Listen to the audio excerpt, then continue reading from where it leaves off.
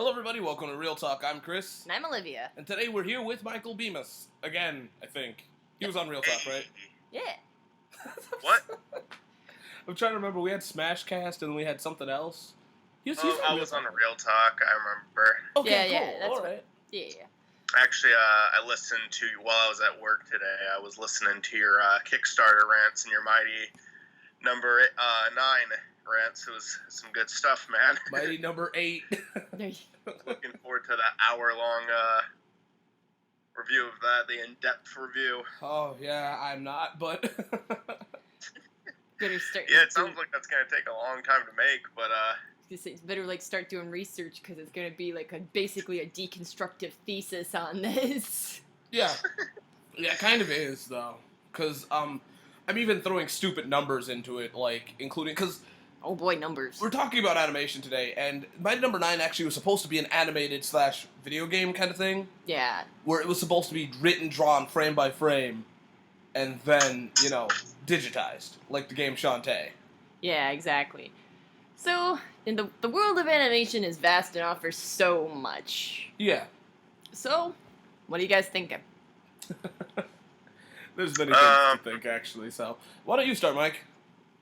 It's a good time to do this one. I know that we tried recording this a while back and something went bad with the recording, but yeah. But it's kind of a good time to do it now. Sorry to expose you guys like that. That's cool. We were gonna say it anyways. Yeah, we can't help it, Because Rick and Morty's about to come back, and we also have a release date on BoJack. It's a couple of things a couple of announcements have been made ever since the first take we done this, so that's cool. Rick and Morty, a few days. I'm excited, because it's probably the best animated show out there right now. Definitely. In my opinion. Yeah, it's really interesting, It's especially because I remember when I saw Rick and Morty for the first time, just in passing, I was like, wow, that's really ugly to look at, but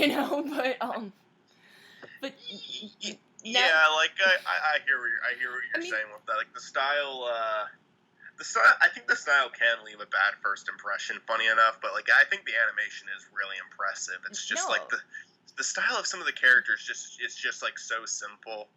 Jerry it's deceptive, and that. Yeah, it's a show that once you get used to it, it's real good. Yeah, they get very creative with the character designs too. But I feel you can start watching an episode because my first impression of the show wasn't I liked it, but I wasn't saying, oh yeah, this is one of the best animated shows of all time. I thought that their one math teacher was just to me he was just a rip off of the principal in American Dad. And I was thinking, yeah, these characters do what you're saying. The characters all had really really simple designs, and I wasn't impressed. But it really quickly improved upon itself, and the ideas that every single episode had, both for just little visual gags and then main storylines the Meeseeks and whatnot. They're really clever. Yeah, no, I fucking love Meeseeks. Sorry. Rick and Morty doesn't have that one episode that isn't that good. It's every single one of them is worthwhile. I do have a least favorite episode, but it's still a really fucking good episode. So what is that least favorite episode, by the way? The one where they go to the feminist planet, feminist planet, the woman's only planet, and that's only because it's not a bad episode. I think the team up of Rick and Summer is less funny than the team up with Rick and Morty, and normally they'll have all three of them, but that was a Rick and Summer only episode, and I also Morty's story was just okay in that one for me.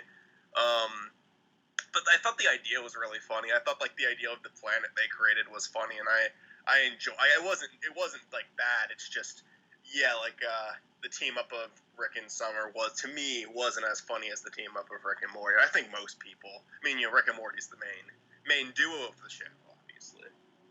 No, yeah. Actually, it's funny because the thing about Rick and Morty is it's so clever because it's so intricate, and it's at first glance you're just okay, whatever, but it's just this really crude cartoon, but it is very impressive, so it's kind of well, see, in my opinion, as an adult cartoon, I think it's a lot better than most, because it doesn't try to just fuck you with shock humor, you know what I mean? Yeah, exactly. Oh, absolutely, it's very clever writing. Because it's very clever, and I think adult animation seems to be making a bit of a comeback. There was a time where there was some I don't know if there was ever a time where adult animation was like especially great. I'd actually say this is probably the best time period for it right now because we have Bob's Burgers, Rick and Morty, American Dad apparently got good again. It was starting to go downhill, but apparently TBS kind of. I don't know. I've heard stuff from friends that like the TBS season started to get better. I'll have to check it out. BoJack, Rick and Morty, Bob's Burgers, South Park is still pretty funny. Yeah. It's a good time for adult animation. There's something else. Oh yeah, F is for Family, a Netflix original. That one's pretty good.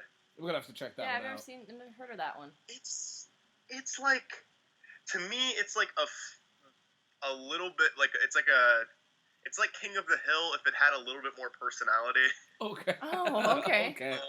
It's King of the Hill, like it's basically just a satire on like, really conservative family. Yeah. A really conservative just town in general. And like it's very, very dry humor. This show has a lot of that same dry humor, but it also like a lot of like it also gets like a lot more bizarre. When I first started watching, like I wasn't that impressed with the first few episodes, but like as I kept watching, I started to like it a lot more. It's basically another animated family show, but it's a lot more realistic with how the characters react to things, and when something happens in one episode, it will have an effect on the other ones. Like it's not just they have a problem and then it's resolved at the end of the episode. They have problems that are resolved at the end of the episodes, but there's build up. Like nothing's ever completely solved. Like if a character pisses like another character off, it's going to be remembered later on. Oh, so there's like actually a pretty strong continuity going on. Yes, very much. And it gets ridiculous sometimes. Like I say, it's a very realistic show sometimes. Other times they absolutely just do whatever the fuck they want with it. Okay. The season 2 finale was fucking ridiculous. But I'd recommend it. It was good. It was a funny show. Well, that's good. I think the thing that's like really interesting to me is like I love how there are different classifications of anime, because yes, there's clearly animation meant for kids, and then there's animation meant for adults, and then there's just that kind of gray area where it's just for everybody, but how easily it slips into being considered for children because it's animation. What would you consider for being like everyone? Are you talking like, are you saying stuff like, like Avatar or Gravity Falls? Yeah, that kind of stuff. Like Avatar, Gravity Falls, Steven Universe, I think like a lot of the Studio Ghibli films, there's that nice gray area where everybody can enjoy it, and it doesn't feel like it's talking down to you, for being a kid, but it doesn't feel like it's trying to play up, oh, I'm so adult, look at me adulting. Being edgy. Yeah, exactly. When it comes to those shows, I've seen a lot of Steven Universe, and I like a lot of Steven Universe. I have very mixed feelings on that show, but like to me, it does some great things sometimes, and I finally caught up with that not long ago. And then like Gravity Falls and Avatar watch. Never could really get into like Adventure Time or regular show or Adventure Time. Sorry. I hear they're great. But I feel like the thing about Adventure Time is another one. It's like Rick and Morty, except to me, like the visual style it's not as clever as Rick and Morty, but it has a surprising level of continuity and like other stuff going on. Like you don't think like it's not like super. It's like it kind of is one of those things of like each episode's treated individually, but then every once in a while it goes, hey, you remember that from like episode like 23? Well, yeah, it's coming back now in episode 70. And you're just like, oh, okay. Yeah. See, it surprised me. It's interesting. Like, see, my problem with Adventure Time though is that the thing with the Adventure Time is that it has two different kind of things for it, and there's two kinds of people that like it. There's people that like it just because it's weird and surreal, and there's people that like it for the story. And sometimes it's it's not as good as I'm gonna be like a dick here. I don't think it's as good as everyone says it is, and I would never compare it to Rick and Morty. Well, only maybe just. I mean, I don't know. It's just it has its really good moments. But if you actually had to sit back and watch the beginning to now of Adventure Time, would you really? No, no. I'm not saying it's better than Rick and Morty. I'm not saying it's even on par with Rick and Morty. I'm just saying I had the same kind of experience where I looked at the art style and was kind of deceived by its content. I was deceived by it, and then it had some content that really surprised me. Rick and Morty, though, continues to surprise me, while Adventure Time kind of lost my interest, and it introduced some concepts, but then it was also like... It was like a little too late for me on yeah, that a lot of the concepts either came too late, or they just never... They kind of waved them in your face for an episode or two, but then they just kind of forgot about them. So, I don't know. I mean, so yeah, I'm not saying it's on par. I'm not saying it's on par with Rick and Morty. I'm just saying, like, I kind of had that same, like... Except instead of thinking, wow, this is ugly, I thought, wow, this looks really dumb, you know? Because it did. My initial, like, reaction with Adventure Time, because, you know, like, literally everyone I hung out with, like, that you've ever... Pretty much anyone you've ever seen in my videos, like, as, like, recurrent cast group of friends, basically loved it when it was coming out. They were just big fans, and I tried watching it, and I had the exact same reaction to it that I did with freaking, like, My Little Pony, because, like, Stuart was trying to get me to watch that as a good friend of mine on the brigade and whatnot. And it's just like, yeah, I just didn't find it funny. Like, I didn't understand why everyone else, like, I mean, obviously with My Little Pony, it's a little different, because that was a show that a lot of people saw as a show for little girls. Adventure Time wasn't really, it was kind of, there wasn't a specific gender. People, like, said, oh, if you're a boy or a girl, you'll like this. But, not that that really matters. But, like, but it was the same reaction. I was just like, this isn't even making me crack a smile. Like, I wasn't amused at all. But it was an earlier episode they showed me. To me, it was just like Adventure Time went off a writing style that was, it's random, so that means it's funny. Yeah. And I like that. Just is I like a random sense of humor, but there has to be some form of method to the randomness. You have to kind of build it off of something relatable or something that, you know, works with a character. For Adventure Time, it always just seemed like, I don't know, I'm not explaining this well, but they just did shit because... I think I know what you mean, and I think I know a show that did that way better. I feel that Regular Show did that whole random humor thing way better than Adventure Well, see, Time Regular did. Show, hold on. Regular Show was put in a different time, though. No, yeah, Regular Show was it was one of those shows that was also, it was clever. It got kind of dumb sometimes, I will admit, but for a lot of it, it was actually pretty witty, and it got pretty real sometimes, which surprised me. Regular Show, I haven't seen a lot of it, but it was one of those, because my little cousin used to watch a lot of Cartoon Network, and to me, Regular Show was the best one. He watched, I don't think he did watch Adventure Time, but he watched Gumball, he watched Regular Show, and he watched Teen Titans Go. I was not big on Teen Titans Go at all. I never really sat down and actually spent a significant amount of time watching these shows, but I did not enjoy Teen Titans Go. I think that there are a lot of people on the internet who do not enjoy Teen Titans Go. Gumball was alright. Like, I thought the voices of the characters were pretty annoying, but they had some funny lines here and there. And then Regular Show, I actually legitimately enjoyed watching that one. It's not something I would ever watch on my own time. It was a show I watched with my little cousin when he was, like, still watching Cartoon Network. But I thought it was funny. I agree with you. It did random humor way better. Like, it was kind of just random, but just, I don't know, something about the characters just made it work. Like, it just, like, the two best friend characters, you know, I forget their names, but they were very believable. Yeah. It was very believable to me, and just like just some of their conversations and some of the things that like bothered them so much. Like, I remember, like, there was one of the ones I saw, they had to, like, put chairs up as, like, their job, like, set the chairs up, and that was, like, such a, like, problem for them. Yeah, I know, right?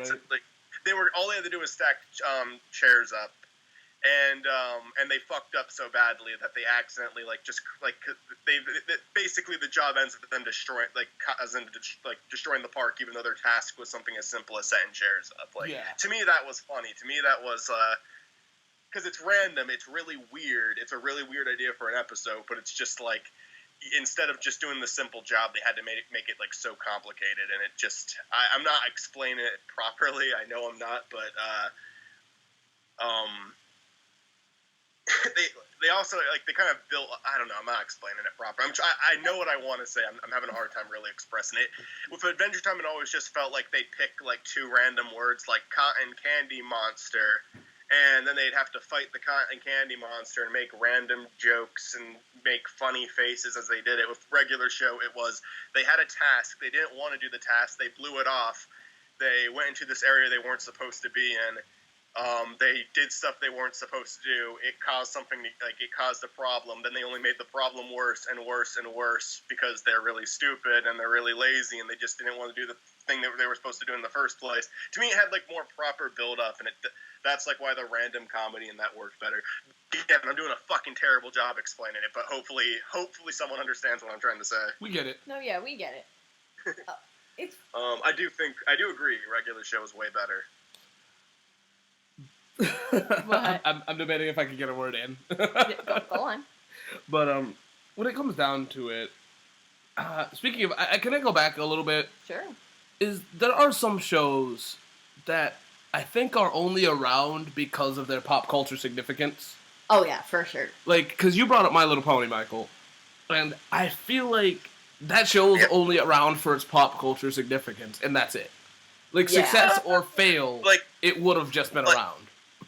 Like, you mean like the show, like, the creators wouldn't keep the show going if it weren't for the like culture it grew with bronies and whatnot. Actually, I'm talking about, like, My Little Pony is an older, you know... As a nostalgic property, it wouldn't have come back if it had failed back like then. No, not even that. I mean, just because it exists. Oh, okay. My little sister, she watched the old version of that show, and I remember it, and then, like, the new one came out, and I heard that there were a bunch of guys watching, and I thought that was weird, but I'm open-minded, so I decided I would check it out and see what they were talking about, and, yeah, I never understood it, but, to me, it wasn't really that much. It was obviously better than the old one, like, I can acknowledge that, it was clearly better, but I just could not get into it, and it's fine. I'm, like, good friends with several people who are into the show, but what exactly are you referring to? Like, I'm referring what to, might like, be pop- if you paid attention to the time My Little Pony came out, other stuff came out that were from the 80s. Like, Thundercats had a revival around that time. The awesome. Smurfs movie also had a revival yeah. around that time. The 80s was that thing that... See, people from the 80s are now having kids, so the show is obviously going to be, like, easier to sell to them, and so their kid, like, that's why probably the brony community, one of the biggest parts of the brony community probably exists, is because people grew up with it. Mainly the girls. I don't know why guys got into it, nor do I care. I don't hate it. It's one of those shows that I don't watch, so I can't have a judgment of it. But same thing also on the same channel was Transformers. Yeah. Whatever it was, Cybertron, I believe. Oh, I don't remember. It doesn't matter what it was, but that show came back around the same time as MLP. All the shows from the 80s were coming back, and I feel like if My Little Pony was a new idea, like if somebody just came up and said, let's do this, I don't think it would have went through. Oh, I understand Yeah. what you're talking about now. Yeah, I yeah. get it.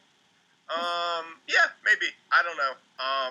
It's definitely more popular this time around than it was last time, and that's funny because it's not like it was a complete failure the first time they did it. It wasn't. It was popular amongst, like, it was popular like Barbie. I mean, not as popular as Barbie or anything, but it was popular amongst that crowd. But Definitely. now it has a whole new demographic, and it's interesting. Don't get me wrong. Yeah, no, it's just one of those things of actually, can I change the subject? Because we're talking about animation in general, right? Yeah. Yeah. See, I actually want to talk about one thing that I know Olivia's going to be afraid of talking about. But do you mind if we talk about anime for a minute? Oh boy. Okay. Sure. Okay. How do you guys feel about it? I feel anime. I think if you don't mind me going first, Michael. No, go ahead. Okay, I was gonna say I think anime is interesting because it's it's animation from another culture. It's really not most of it. There's some really interesting ideas that come out of it. There's a lot of good stories. There's a lot of really cool character designs, and the art styles and animation. That some of them are really high quality. But then we also get really weird shit. And I feel right now anime is too used to suddenly there being this Western demographic, and now they're pandering to it. And I think it's just bad. It's just a bad idea. So what is weird shit to you? Because we're talking about animation, and weird is anything, so... let's just say, let me put it this way. The weird shit is, the shit that suddenly the Western, or, both cultures have kind of gone, yeah, this is a great idea. And then they just push it So now it's just like, okay, this is getting a little creepy, you know, like, or this is just getting a little bit strange. Like, So it's pandering too much. Is that what you're getting at? I feel that it's pandering way too much. Yeah. Modern anime, right? Yeah, modern Okay, anime. Old okay. anime, there's a little pandering. I'm not gonna lie, but it doesn't feel like as much. I mean, I could be wrong because then again, I never watched that much. I mean, my range of anime is very limited, you know. So. Yeah. But yeah, I also feel that anime got less diverse as time went on. Like a lot of modern Okay, anime. let's be real here. Anime was never really diverse. Well, I know, but like I Because felt there's like Gundam Series 1, Gundam Series 2, Dragon Ball Z, you know. No, Sailor I Moon, know. Sailor Moon S. If you look around though, there was a good bit of variety. There was, it's just, I'm just bringing up the point. It's like I'm sorry, continue. it's just like movies, like where you like it's just like movies where like you say that nothing but superhero movies and remakes come out every year, and that's like what a lot of the advertising goes towards. But if you really look for it, there's unique stuff that comes out every year. no, yeah, because it's like It's just not the popular shit. You have to like look for it. yeah. So I guess that's my issue. I feel like it is pretty diverse. I mean, we have animes like Death Note up there with animes like One Piece, Dragon Ball, Naruto, I almost said Danganronpa. Yeah, but those are all older shows, to be fair. True, but they're still technically diverse. That's true. Because some of them are making a comeback. God forbid Dragon Ball. And some are just better off done, I think. But what's your opinion on anime, by the way, Michael? You know, to me, like, you don't really need to look at it as anime. You can just look at it, is it a good TV show or not? To me, a lot of animes do stuff that I really despise, where they have, like, it's just way too overdramatic. Characters don't speak like they're people. They will shout things that are unnecessary to shout. Sometimes the details on the facial expressions, you know, like, it's impressive. The people who are doing it are very talented artists, but it's just a little too much, and it takes me out of it because now I know, okay, it's just like some artist who wanted to be funny and is being obnoxious with the facial expression. Like, I think animes get way too dramatic sometimes with the voice acting and the animation, and I also am always very uncomfortable with all the sexual stuff they do. And I understand it's their culture. Like, I'm just saying my own personal preference here. There's a lot of stuff about anime that weirds me out. But like, you have shows like Death Note, Full Metal Alchemist, Code Geass, where I feel like they just, to me, they don't feel like they're anime, but I enjoy them on the same level I enjoy any other TV show. They have good drama. The acting is very good. For me, with those three shows, it's very good in both the English and Japanese voiceovers for the shows.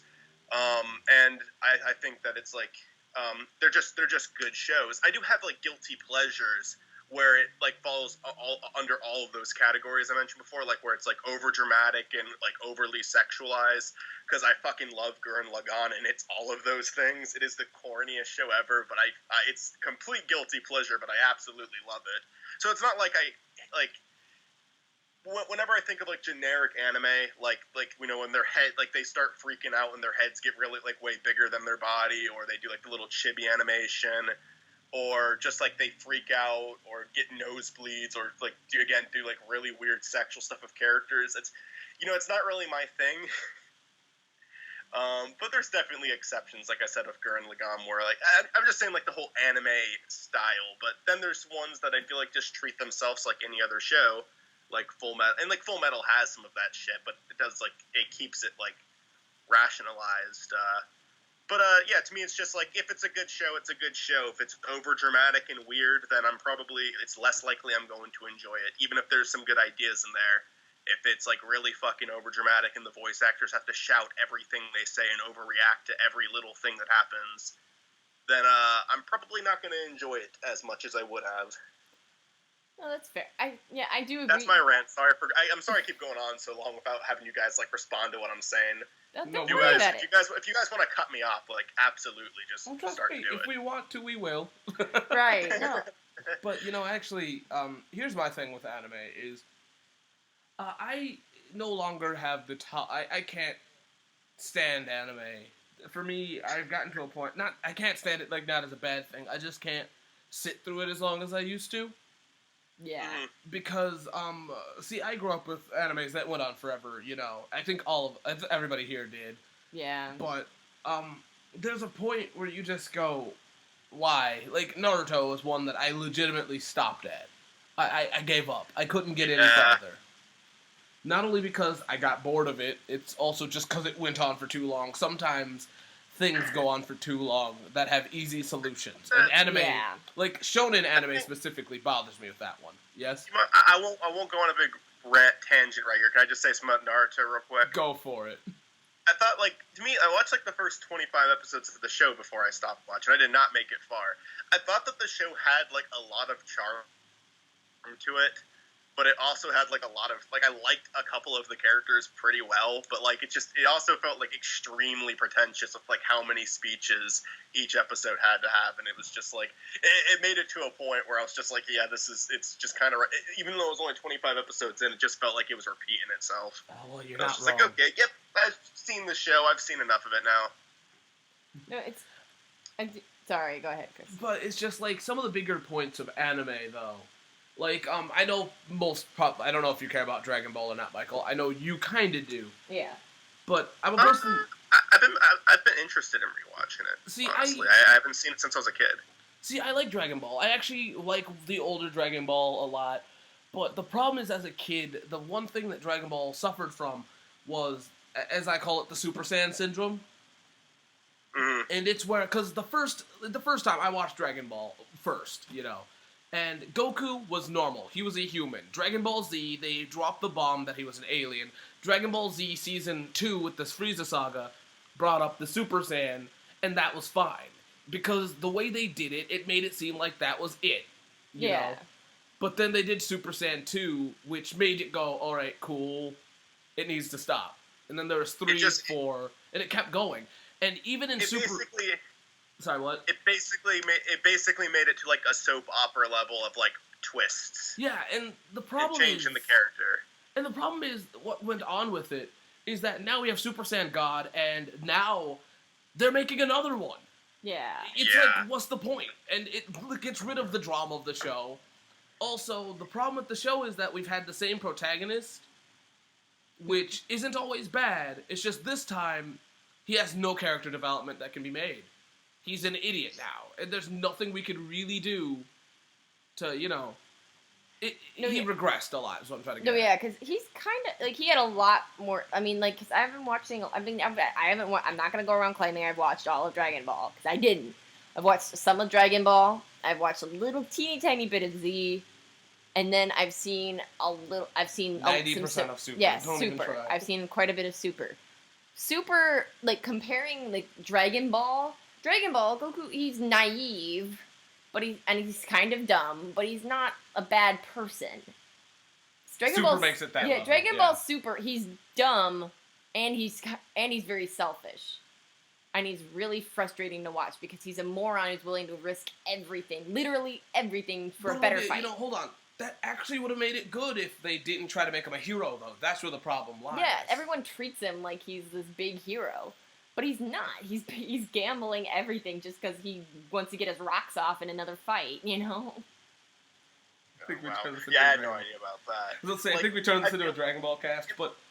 It makes it to a point where a lot of these shows start to feel like they're becoming products rather than actually being, a show that they're trying to make really good. Because, I mean, like, I understand sometimes it's hard to let go of something. Like, you want to keep making seasons, but, like, I mean... You know, it makes it to a point, like, again, it makes it to a point where you really, like, your character has reached the peak of, like, what it can do before it starts to get ridiculous. And you need to stop. Like, a great example of this is fucking Pokemon. How long has Ash been 10 years old? Like, you know, that could have been a really enjoyable, memorable, like, 50-episode long series. And then they could have made more shows after that, but instead, to me, it just, the TV show itself feels like a product. You know, it's a way to advertise new Pokemon and the new games. And even though there's some people who really like the show still, and I haven't watched it, so I can't really, I haven't watched it since I was a little kid, so I can't really judge it. It doesn't seem like anyone could ever be that passionate for a show that long. See, the thing is, I can actually, I can agree with you and disagree at the same time, since I do like Sun and Moon, the Japanese dub of Sun and Moon. Mm-hmm. But my problem with it is that Pokemon opened itself up to having a new protagonist since each game has a new one. And I think that would have been a smarter idea than using Ash. Just over and Can over. let me ask you something as someone who's seen the show. Is Ash fucking world famous in the series? You know what? No, because they restart him always. No one knows what he is. He makes the same mistakes over and over again.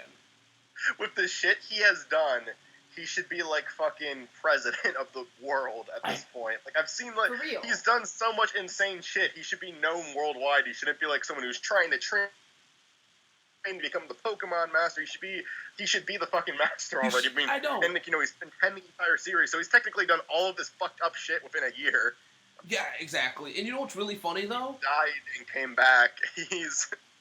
I'm sorry, what? He's No, traveled. the thing that's funny is every time, and it's every season, and this is why I agree with you heavily, is because don't ever watch Pokemon if you want to be annoyed. If you don't want to be annoyed. Because every season ends the same way. Ash makes it to the tournament, Ash gets a hair away from winning, and then Ash loses. Every year. And I understand the point. It's supposed to teach kids humility. You lose. You're not always going to win. Fuck it. Let them win at least one season. One season. It's been like 21 years now that Pokemon has been running as a show and Ash has not won. Right, no, exactly. And No, my favorite one was, I think, Diamond and Pearl, where a legendary Pokemon was used, and I'm like, the fuck? There's got to be some rules. yeah, this isn't even remotely fair. What is happening here? And no, I think the thing that's also really frustrating about it Is what he said is that he should be world famous because this fucker came back from the dead. No, yeah, He like should how be many? Poke-Jesus. He really should be. Like, how many girls does this kid owe a bike to? Like, let's think about three out That's of. about 3. Yeah, okay. The bike plot was gone. What? Why do they always replace the female lead, but Brock keeps coming back?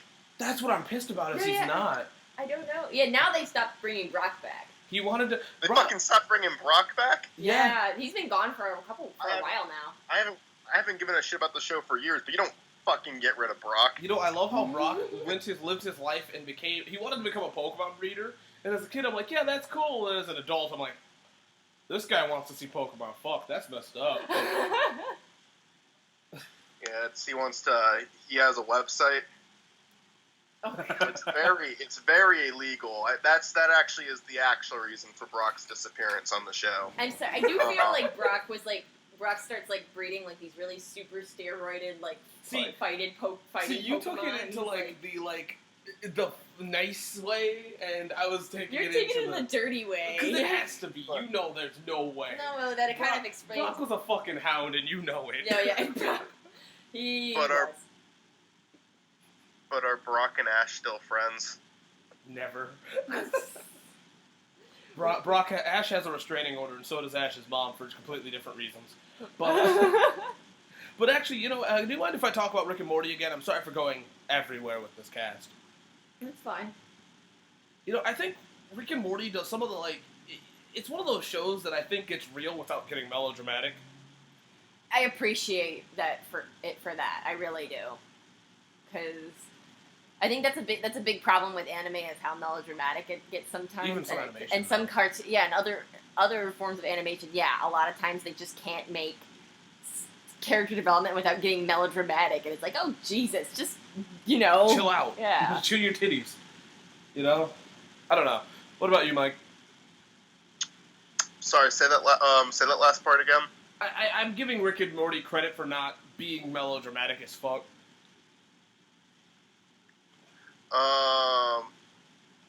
I guess. I mean, I wouldn't expect it to be. No, I'm just saying, most shows are, and I'm surprised that it hasn't gotten there. I'm actually kind of. It feels like Rick, and I could be wrong, but it feels like he's not really apologetic either. I feel Rick's unapologeticness is both one of his greatest assets as a person, but it's also one of his greatest flaws. He's an animated character, sweetheart. I know. What? It is. I'm just saying, it's one of those. Rick does not have rights. He's an animated character. What do you mean? I wasn't saying he did. I'm just You said saying. he was a person. No, I mean, as a character. I'm messing with you. Oh, yes, okay. I get it. Okay. The creator of a regular show, has a new show coming out. I'm sorry. It works with this podcast well because it's about animation. Whoa. He has a show called Close Enough coming to TBS, and it's going to be like a adult. Isn't Jack cartoon. Black part of it or something? What was that? Isn't Jack Black part of it or something? I think he is actually. Let me read the cat. It's not saying. I think he is. Let me look it up. I'm pretty sure it is. I'm pretty sure you're right about that. Like I think I saw his name mentioned in one of the things. I'm just looking at his freaking IMDb page, see if it's on there. All right. Well, actually, I'm checking Wikipedia. I'll do that. Oh, okay. Okay. So that's It's not on Wikipedia, but maybe Wikipedia is not a good place to be checking. probably not. Close enough, Jack Black. Let's see. That's interesting though. This I'm looking. I didn't play the audio because I'm doing a podcast, but I'm not seeing anything on it yet. But maybe he is. Maybe he isn't. Yeah. But that's interesting. I'll actually check that out. I thought that regular show was like a funny kids show. I would be down to watch. I'd be down to give like an adult show he's doing a chance. I think that because of regular show, it actually has potential to get good ratings on TBS. No, that I do Definitely. agree. Yeah. I think regular show could have easily not been a kid show though. It really was just always I think like it was. a sneeze It wasn't away. supposed to be, wasn't it? No, because they have a lot of there's actually a whole bunch of censored shit in the first season. Once it got popular. Yeah. I do feel. Yeah, I do. No, feel, they got away with a lot of jokes for the first season, and after it got popular, they're like, yeah, we got to cut a lot of shit. Oh yeah, because there was a whole thing, yeah, where like the rap episode, the rap battle episode. Well, that's because Tyler the Creator was in it. Of Oh, course, yeah. you know there's gonna be something. Right. Sorry, but they had reference to boobs a lot. Oh, yeah. They straight out even. I don't know why that's a problem. I guess, but whatever. Kids can't know about boobs. I guess. No, apparently not. Nope. You can. That's another. And you can acknowledge them, but don't you dare fucking show a nipple. Don't you show? But hold on. Oh, no. You can show male nipples. You know, actually, speaking of all- regular show, sorry, continue. We all have them, but don't you dare fucking show them. No, Unless you're skips. Oh yeah. You Unless can you're- have someone, if you want it to be a PG rating, PG-13 rating, you can have someone say the F word, but they cannot be referring to sex when they say it. No, that's wrong. You can't do that. Actually, speaking of regular show, I'm surprised that Mark Hamill was part of that. He was. Skips. He was Oh, I Skips. forgot he No, was Skips. Yeah. That is surprising. Who was Mark Hamill in that? Luke Skywalker. Oh, he skips. He skips. Yeah. The- The Yeti who skips. I think he's a Huh. Yeti. I had no idea. yeah. I even know who you're talking about. I reckon. I didn't know his name was that, but I remember the Yeti character. Yeah. You know what's something? He does a lot of voice acting, it seems. He really does. He really, really does. Actually, it's funny because I was just thinking about it. Like, remember, like all the cartoons, like all the censorship, like goes into cartoons. It's really kind of funny. Like, for example, like there was that weird era where they got rid of cleavage lines. That was for kids, though. No, like even in other shows, like Like what? Cartoon Network. I swear to God, I think they censored like Miss Bellum No. at one point. No, they never did. No, they never did. No. Oh, okay. Then I'm wrong. But there was Uniboobs. That was a thing. Violence was not allowed on some cartoons as well. Yeah. Such a weird time. Anyway, I'm sorry to cut you guys off. I got completely distracted by that. No, I wasn't saying anything at least. But what else is there to talk? You guys want to talk about movies by any chance? Yeah, definitely. I was Yeah. actually going to say one thing about Yeah. censorship, though, before we get started. Sounds with that. good. What's up? Is that actually thanks to censorship, we got shows like Samurai Jack. That's true. Because Samurai Jack is excellent, and the thing is it made that little loophole where it's like Jack's enemies aren't human, at least for the first 4 seasons. Yeah. So you said movies. You piqued my interest. Yes, movies. What would you guys like? I have like I know what my favorite animated film of all time is, and there's like 4 that are close to it. And I'm saying it's my favorite animated movie of all time, but I just saw it recently, and I have like emotional attachment to it still. What would you guys say is like your favorite animated films of all time? Oh, shit. boy. I have about 3, but how about Olivia goes first? Because Oh, fuck. Oh, I thought you were ready to go. Okay. No, I'll go. I'm thinking of okay. Okay. You will go ahead. See, my favorite animated films are one of them is Spirited Away, Oh yeah, that's obviously. such a great movie. Yeah, so I mean, that says everything. But I've Right. actually yet to see that, but Cody says it will be my favorite once I see it. see, that's the problem with this movie is I feel like it's gonna get to that level where it might be too overhyped, you know, Yeah. where it could easily. I mean, I hear that it's like I hear like story wise, there's nothing that like mind blown about it, but it's just like the characters in the universe, like Yes. the world building is really enjoyable. That is Exactly. what it is, and I enjoyed it and I love it. But it's one of those movies that I feel like if everybody keeps praising it, because it is a great movie, but I feel like it's one of those movies that can easily somebody can go, well, it was nothing, you know. Yeah. No, I agree. No, yeah. Because if you really break it down, there's a lot of flash, you know, and there's definitely some substance. There's a whole bunch of There's stuff. a bunch of substance, but it's not coming from the actual story itself. The movie is more of the thing that makes it great is its pacing. Is it has Yeah. a perfect pacing for what it is. But Absolutely. then again, that could be me being biased. So Yeah. um, What are your other favorite animated? I was gonna get into Sorry. that. My other favorite one is I think we talked about this one last time we tried this, but Batman: Mask of the Phantasm, That's a good one. because that one was the time where I just stopped. Like that was the movie that I saw, and it was Batman was always those movies that never really like it made you question what was for kids and what wasn't. Yeah. Because Mask of the Phantasm dealt with some very serious ideas. It had a very nice mystery to it, which was obvious now, but a very nice mystery to it, and it did not hold any punches, even to the final scenes. It was Batman. Batman is meant to be, as a comic book character, he's not meant to be a hero. He's meant to be a detective, and he's meant to be a heavy drama.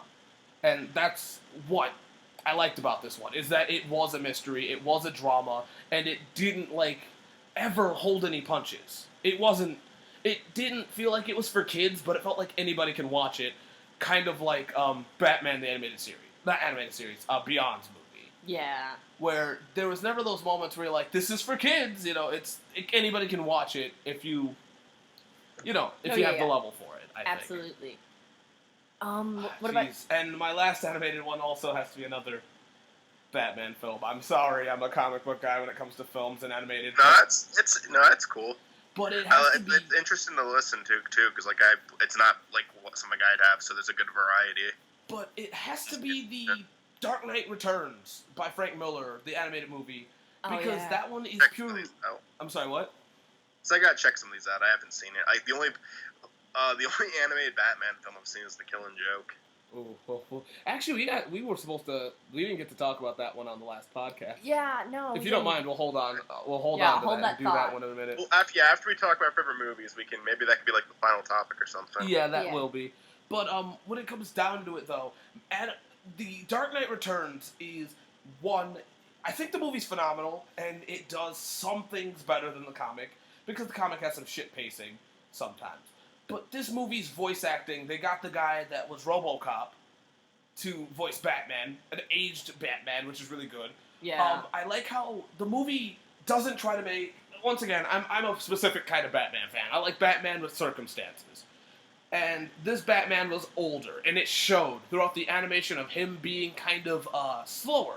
And the animation showed it. He had to compensate. This Batman went through the mutants, which is a new villain race, which was pretty much the Goombas, whatever, Yeah. in Richie's series. That was their version of them.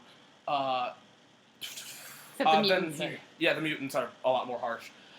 They had to deal with the Joker returning, which was awesome because technically we got to see the Joker win. There's been this struggle in comics for years of who will kill who, and it's finally solved in this movie. And then we see Batman taking on Superman in one of the most extraordinary fight scenes ever. Plus, it's still Batman. It's really good, and it feels like every Batman movie tries to do what this one does.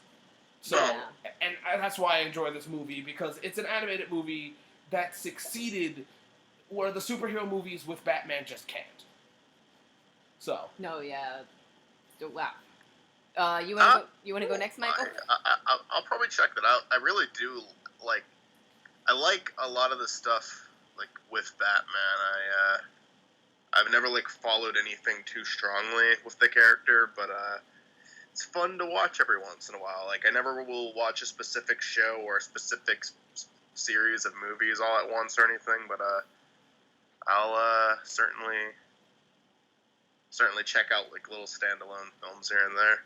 I think it's better off for, in a weird way, I think comics are better off being standalone arcs instead of being this long continuity-driven thing, because that's how some comics run. I agree. Like, there's so many versions of Batman. You might as well just take it like what you get and enjoy each one as its own thing. Yeah, as you just said, there's so many different versions, and it's just, you're never gonna please everybody. I'm exactly that proof that you're never gonna please everybody. But so, what is your favorite movies, by the way? Yeah.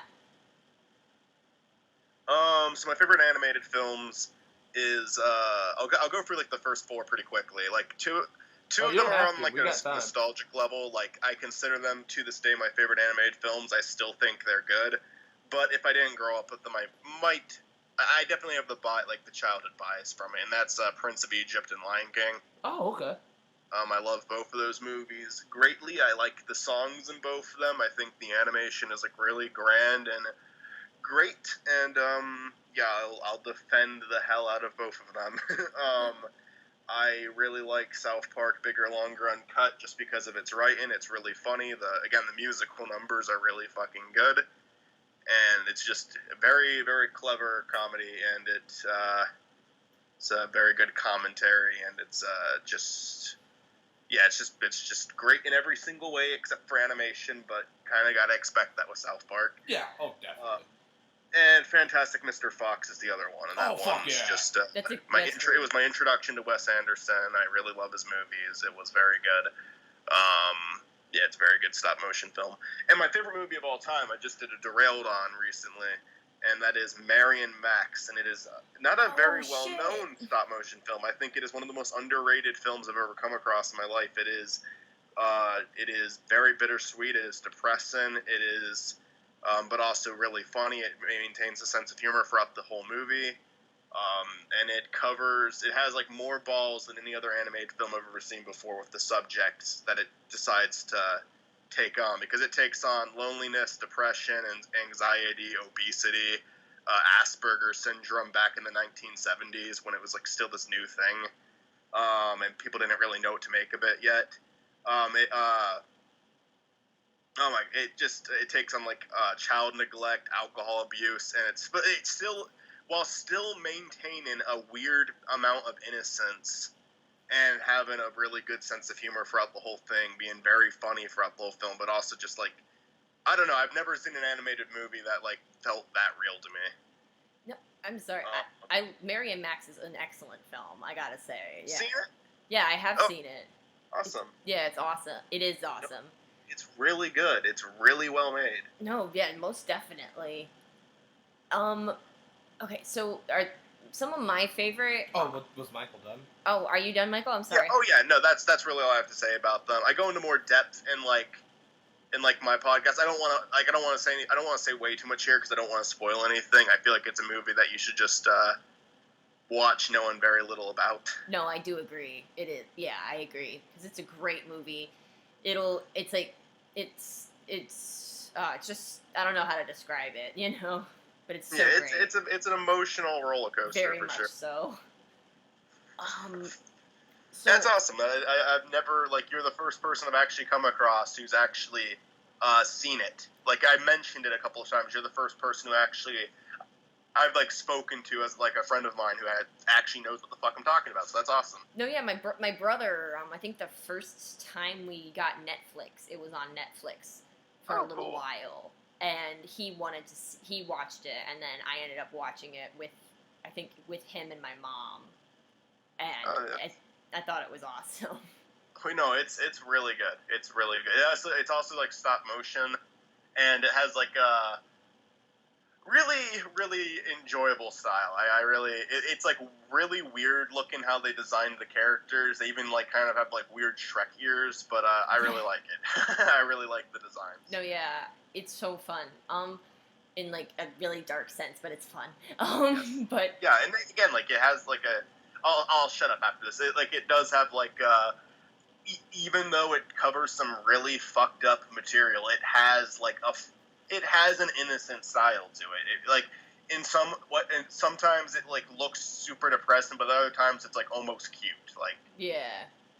it's weird. It's a very weird balance of like innocence and downright depressing. Yeah. Say your favorites. Sorry. No, it's okay.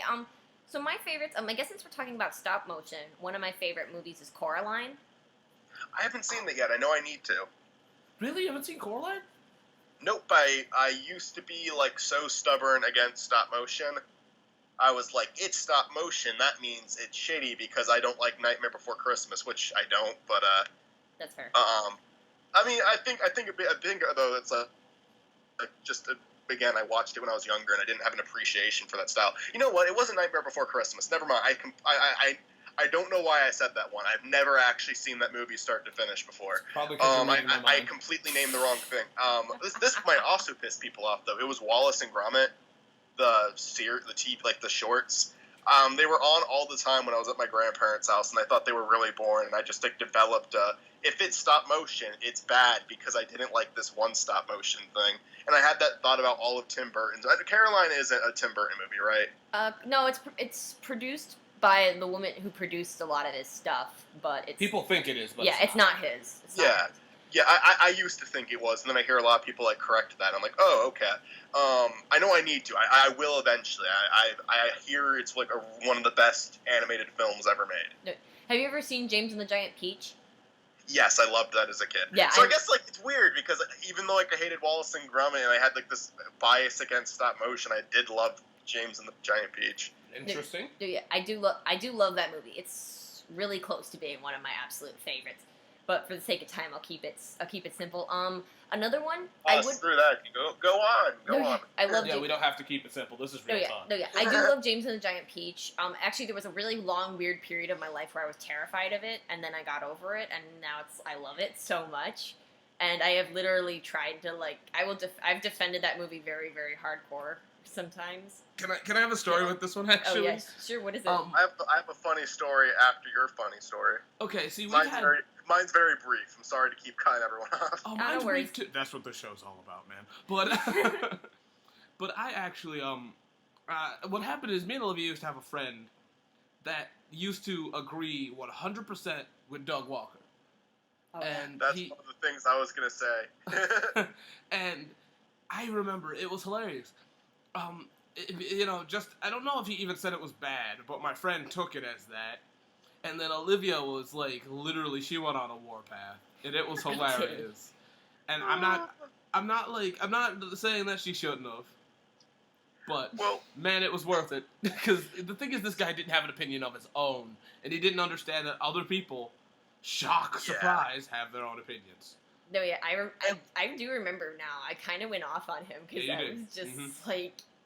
You destroyed his ass, but did. Continue. Yeah. Anyway, go. You tell your story, Michael. The funny story I was gonna have, and this like just two very quick notes. One was that I also had a friend, I forget which one it was, who said that they were terrified of that movie as a kid, but they still really enjoyed it. So like there was like a weird there were people who were afraid of it. I personally wasn't, but looking back at it, I think I can kind of understand why. Some of the imagery is a little bit extreme. Yeah. But like I really loved it when I was a kid. I wouldn't say it was one of the my all-time favorite movies from when I was a kid. But I watched it all the time. I had the VHS and whatnot. But I saw the Nostalgia Critic review, and the funny thing is, I watched that one this morning. I watched it. I was just bored, and I like this episode of Nostalgia. Even though I disagree with them, I think Doug misses the point of a lot of it. Everyone laughs at that opening scene because it says then a giant rhinoceros came out of the sky and ate his parents or killed his parents. Yeah. And yes, that's ridiculous, but at the same time, I don't think they're saying it literally. I know it's stupid, it's a metaphor. It's just I don't think they were saying it that's literally what happened. It was it was kind of just saying just like that, his parents died, because normally when a death of family happens like that, it's so sudden. Yeah. That's what I think that was all about. And the movie is really weird, but I think that's a reason to appreciate it. I understand sometimes you can't just do kind of like what we said with Adventure Time before. You can't just throw random shit out and expect it to work. But I think James and the Giant Peach was one of the cases where it did work. Yeah, I always kind of felt that the rhino was just a tool the ants used to scare him. Like, they called it a Yeah. rhino to freak him out. But I don't know. I don't have any proof. I've never read the book. I should, but I've never read the book. Yeah, I haven't either. Yeah. Okay, because, like, as I'm sitting here, like, okay. And Also, can I bring up Oh, yeah, something? I'm sorry, it's just that. The thing is, realistically, I don't care who or what. If a rhino ate my parents, I'd be scared because rhinos don't normally do that. No, yeah, exactly. I don't blame him. But no, I was going to say, I think, okay, another big thing, one of my other all-time favorite movies, I just remembered it as I'm talking about it, was The Road to El Dorado. Yes. I fucking love it. I love Fucking this. great movie. I love that movie so much. It's not even funny. It's like, fun fact, my favorite Disney movie is Hercules. Just because I really enjoy the animation and I think the gods are hilarious, especially Hades. Hades is one of my favorites. Yeah. I know he's like what makes the movie for a lot of people. He totally is. It's great. I also think the soundtrack kicks ass. But it's like one of my other all-time favorite animated movies is Kiki's Delivery Service. But that runs mostly on nostalgia. I know a lot of people are like, oh, it's just Kiki's Delivery Service, whatever. I know it's one of their more popular like Ghibli films, and Spirited Away is definitely like better. But I just love Kiki so much just because it was such a big part of me growing up. Yeah. Funny thing with Kiki. Oh, sorry. Finish what you were saying first. Oh no, go on. I got like one more, and then I'm done. Oh, okay. Yeah, I'll say I never watched that movie, but I watched I had the Pokemon the first movie on VHS. I think that was the one where this one played. It always played the trailer to that movie, and I loved watching the trailer because it had just the animation and seeing her fly for this. I was to me that was really just pretty to look at. I liked it. I never watched the movie, but I always I would never skip the trailers on the VHS because I really enjoyed watching that. No, yeah, I totally really. Very nice to look at. It is very nice to look at, and I think it's so great. And actually, now that I'm kind of grown up and on my own, there are so many moments where I'm sitting there yep, this is kind of like what happened in Kiki's Delivery Service. I'm suddenly having to find how to do everything on my own and do all this stuff, and it's just it's funny. And my other favorite animated movie. This one's kind of cheating because it's not pure animation, but Who Framed Roger Rabbit. I think if that counted, that would have been. No, yeah, if that I don't know if it counts or not, but I gotta say, I've never seen animation work so well with live action. Well, there was Space Jam. Space Jam could fight me, okay, but no, I've never seen animation work so well with live action in a long time. Can't think of any other movie besides Space Jam. Fine, besides Space Jam, but I just love Who Framed Roger Rabbit for its humor and I know the mystery isn't the greatest, but I still love it, and then the characters have so much heart and intrigue, and I think it's great. It's not as good as Space Jam. I will fight you. I really enjoy I really enjoyed the concept of Who Framed Roger Rabbit. It's one of those movies where I could never finish watching it. I was enjoying it, but I would and I haven't tried watching since I was a kid, but even though I really enjoyed seeing cartoon characters interact with live action, I thought that was awesome. I think maybe I was too stupid to enjoy the movie because a lot of the time I would get bored of it and stop watching it. I've never finished it. Oh. And I feel it was just again, I don't know. I definitely have to give it another shot. When I was a kid, I don't know why I couldn't I always really wanted to watch it when I was a kid because I loved the idea so much, but I just never could sit through the whole thing, and I'm not sure why. Like I said, I'm saying I might just be stupid because I may have not understood most of the jokes in there. Because I was into stupid shit when I was a kid. The movies I watched as a kid, most of them were pretty awful. Well, don't sell your... The Road to El Dorado is a movie. That's 6th place for me. Oh, yeah. El Dorado, pretty solid movie. So, Is that it for you? Yeah, I'm done. I was gonna say, do you guys want to finish this off with the Killing Joke, or do you want to just wrap it up now? Alright, so I definitely want to end this with the Killing Joke if that's cool. Cause I'm cool with that. Yeah. Because, Okay. I don't know. This might be the first time we have a debate, I think, on Real Talk at this point, because this one's going to be uploaded before all the other... Chris, let's have a debate right now. The Batgirl segment was the only good part of the movie. It was better than anything else that they've done with the Batman series. The Joker part was fucking gay. Anyone who likes it is an idiot. The Batgirl part was the only part that was good because she had a gay best friend and he was so wacky and funny and I liked it, and that's the only good thing Batman's ever done. Alright, let's start the debate. Michael, you filthy slut.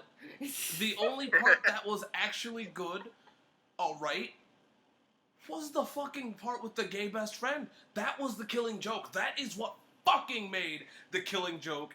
You filthy whore, alright? Let's give him a spin-off.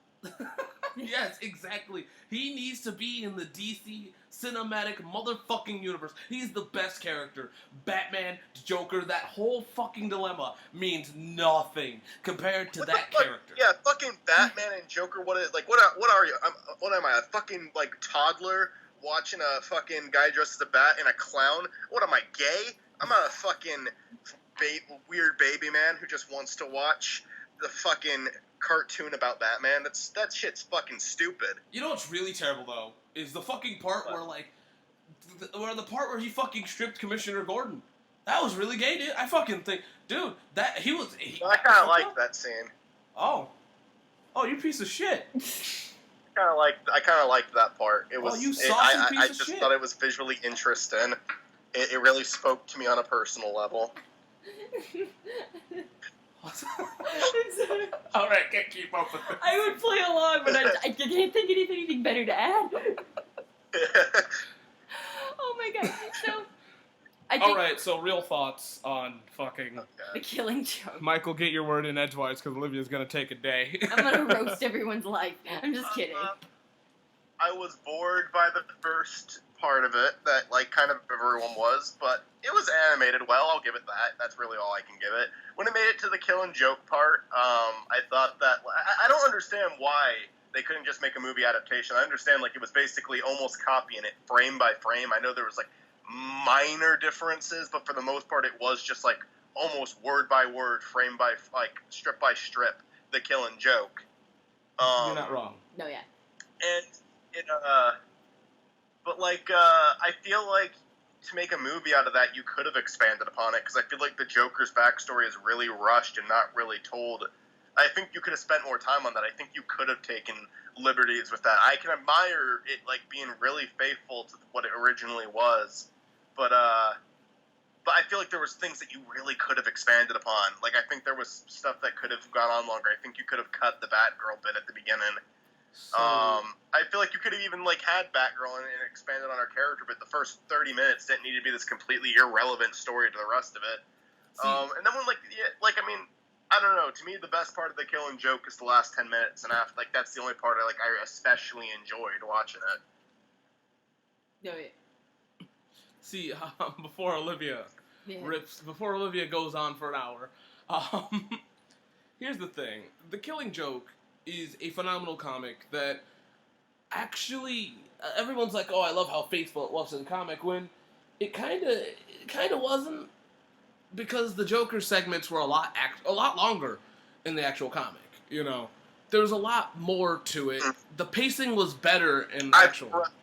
By the way, Say what? I'm saying that as a reference. I'm saying that as a reference from what other people have said about it. No, all I right, get so it. just so we're just so we're aware. I actually I'm going off of my source when I said that was other people. No, I I've get never it. read the comic. I get it. I'm not gonna attack. I'm not attacking you. I'm just saying that it was the Joker. Oh yeah, I know. I'm just letting everyone know. I'm not claiming to know something that I don't actually know. Yeah, but the Joker segments were actually a lot, longer in the book, and it had more of a weight in the book. And I'm not trying to say this movie's bad. I actually really do enjoy the Killing Joke segments, but I feel like you could have just made it the Killing Joke, because if you're watching this movie, you know who Barbara Gordon is, you know the significance of her getting shot. Yeah. Realistically, her getting shot isn't even significant because it's more or less of, if you had a 30-minute thing about Commissioner Gordon and his dysfunctional family, would have been probably better. That sounds like it would be a lot more interesting. Because Commissioner Gordon is the test subject in this idea with Joker. So. Yeah. Because the whole idea is the one bad day, and I'm done because Olivia's gonna, like, just go for a day, so. I won't go for a day. Let me just say real fast, I really agree with that, Chris. Like, I didn't even think about that. But, like, really, it's like, like, really, it's, sorry, I'm losing my train of thought. Really, like, Commissioner Gordon is the actual subject in the film. Yeah. It should have been focused on him. Alright, Olivia, go ahead. Okay. Yes, Chris. I do agree. It's like, showing more about Commissioner Gordon in the first 30 minutes, if they really, really needed to pad out this film, would have been the better way to go. The whole thing with Barbara is, first off, it's ridiculous. Okay, but it's to be insulting. fair here, that before you get into this one, you gotta remember who the writer of this movie is, and they've always wanted that relationship to be canon, so... I know. But here's the it's still stupid. And also it underplays, it makes Barbara's motivations, it downplays her as a character so much and makes her, but it also at the same time makes her so much more important to the story, when really She's not. Yeah, she wasn't. Yes, she was a part of it. Yes, she's connected to Batman and Commissioner Gordon, but she's not the reason that Batman went after the Joker. She's not the reason. She was just a tool in the Joker's plan to try to drive her dad crazy. It's like, They just want to see these two fuck, that's really it. Yeah, what? That's it, that's all it is. No, yeah. The writer just wanted to see these two fuck. I know, but he also went and added in a little bit in the part in the hospital scene that made it so much more personal to her being shot. What? In regards to Batman. What was it? I think they changed a line, or they added a line, or some of the body language. Actually, I think something was different. I think the thing that was different is that the scene was already personal enough. It was. And I think that's why you were hurt, is because that they took a liberty that wasn't necessary. Yeah, absolutely. I also felt that they omitted details on purpose that pissed me off, because they omitted certain details that either A, padded out like the rest of the story, the good stuff, or to imply things that really didn't need to be implied into the movie. So I found that really, really irritating, and I just feel the rest of the movie was so much better, and even I feel like the animation was slightly better in the second half. But could be crazy. I could be crazy. Anyway, I think it was more stylistic in the second half, at least. Yeah. Yeah, and I do think it was an excellent movie, just without that first 30 minutes. I wouldn't have said that. Well, not an excellent movie, but it was... I wouldn't call it excellent. Yeah, I was going to say, okay, it wasn't excellent, but I will give it this. I will give it credit for the parts where it was faithful to the comic, but then I will also discredit it for all the bullshit it wanted to add. I think we could have put in a lot more time in the animation, realistically. No, I do agree, because The Killing Joke had such an iconic style, they were kind of lazy with it, you know? For me, it's just, to me, it's like a 5 out of 10 movie. Like, half of it was good, the other half I did not enjoy. Like, Michael, I'm sorry, but I still think the gay best friend was the best part of the movie. He gets the 10 out of 10. He gets sweater. solid. He gets like 4 of those points, but fuck, my phone is slow right now. Oh boy, Yeah. oh boy, oh boy, oh boy. Alright, so I think we're done with this podcast at the moment. Yeah. So, At the moment. So, Michael, do you mind plugging your channel and or channels, whatever you want to do, and all that jazz? You can check me out at Bemis100 YouTube. I haven't uploaded there in a while, but just stay tuned, because something's coming. Got a brand new season of the Waluigi Show on its way.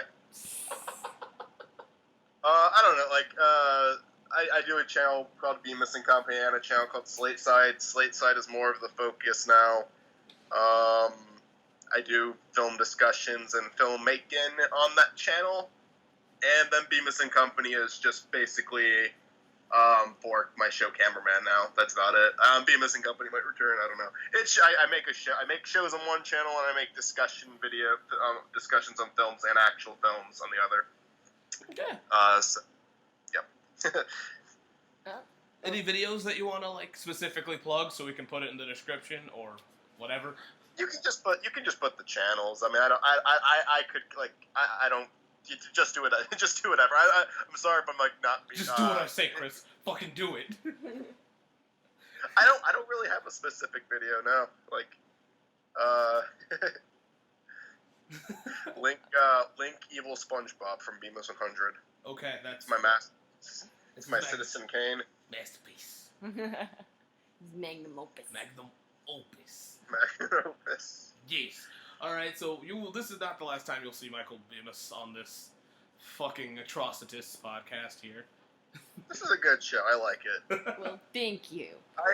I actually like. I've been listening to it. Like I listen to you and Zachary's podcast. They're both good shows. Alright, so we'll see you guys next time on the next Real Talk. Keep it real, all that shit. Thanks for listening, guys, and thanks for coming aboard, Bemis. All right, bye, guys.